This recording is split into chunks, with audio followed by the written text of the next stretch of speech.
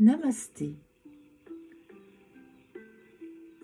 Aujourd'hui, nous allons aborder la méditation Vipassana.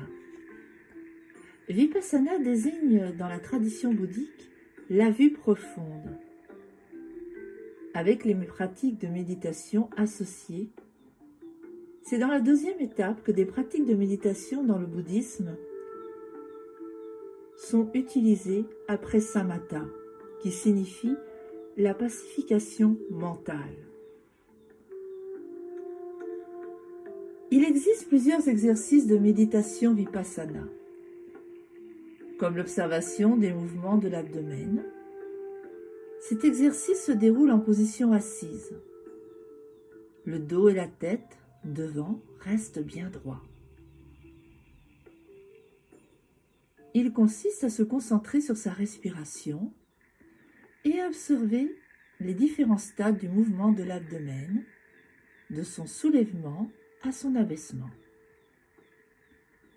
Cette observation n'a pas lieu sur l'abdomen physique, mais sur l'air à l'origine de son mouvement.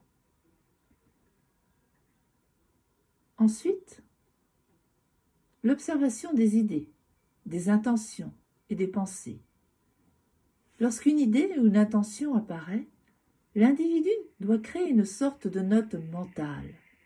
Par exemple, si une représentation imaginaire apparaît, il doit noter mentalement « imagination ».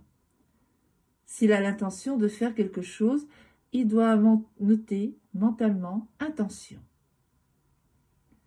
Cela permet d'être totalement conscient de ses pensées et de ses intentions au moment où elles se présentent, sans être parasité par d'autres données.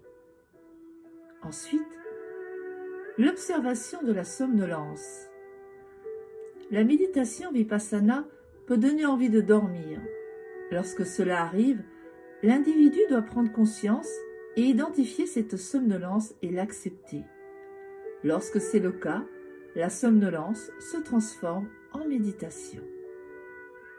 Et nous allons aborder méditation Shinée. Concentration sur le souffle. Tentez d'arrêter le flot pour comprendre que vous ne le pouvez pas. Tout d'abord, vous allez tenter de mettre fin au flot des pensées qui vous assaillent. Vous réussirez, quel plaisir! Vous serez fier de vous jusqu'à vous rendre compte que vous êtes justement en train de penser. Quel dommage! Mais si vous avez réussi, vous pouvez le faire à nouveau. Et cela fonctionnera quelques secondes avant que les pensées ne vous assaillent d'autant plus violemment. Quelle déception! Que faire? Imaginez votre esprit comme la source d'une rivière. Construire un barrage au milieu du flot ne l'empêchera pas de couler, ou ne fera que temporairement. Après ce laps de temps, le flot est d'autant plus violent qu'il a été contenu. Il emporte tout sur son passage, il se fait dévastateur. Vous raisonnez mal. Si c'est le flot des pensées qui vous ennuie, pourquoi continuer à y surnager? Soyez plutôt dans l'eau. Une fois au sec, apprenez à ne plus vous laisser fasciner par ce qui charrie les eaux. Sur la berge de vos pensées, vous avez tout loisir de laisser passer les idées, les jugements et tout ce que produit votre esprit renforçant votre ego. Ne vous laissez pas piéger à nouveau. Vous devez les laisser passer sans vous laisser emporter à nouveau. C'est alors que vous pourrez utiliser pleinement la puissance de votre esprit. Vous aurez su vous détacher de la partie de lui qui vous noyait sous un flot incessant.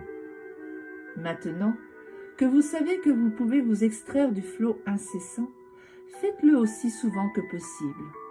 Étrangement, rester sur la berge est difficile, parce que ce n'est pas là que vous avez l'habitude d'être, parce que le flot se déplace naturellement. La méditation Shinée est ainsi. Elle vous apprend à vous extraire du flot. De plus, elle vous apprend que vous pouvez le stopper, qu'il ne sert à rien de le faire. Laissez plutôt couler les idées, les jugements, les envies et les manifestations de l'ego. Laissez-les s'épuiser et passez sans plus vous en soucier. Alors, vous saurez que vous pouvez vous offrir des moments hors du tumulte des flots. Ces moments vous permettront de profiter de la puissance de votre esprit et de la mettre au service de la méditation. La méditation chinée n'est pas un miracle. C'est une pratique qui vous fortifie à mesure que vous pratiquez. Celle-ci vous permet d'atteindre des états de sérénité que vous devrez apprendre à vous offrir à la force de votre esprit. Faites une habitude ces séjours sur la berge et vous pourrez y accéder de plus en plus facilement. La méditation chinée est aussi une pratique du renoncement et de la perte, parce que vous devrez accepter l'idée que vous ne pouvez séjourner éternellement hors des flots de pensée. Je vous souhaite une excellente pratique de chinée sans juger. Belle méditation à tous.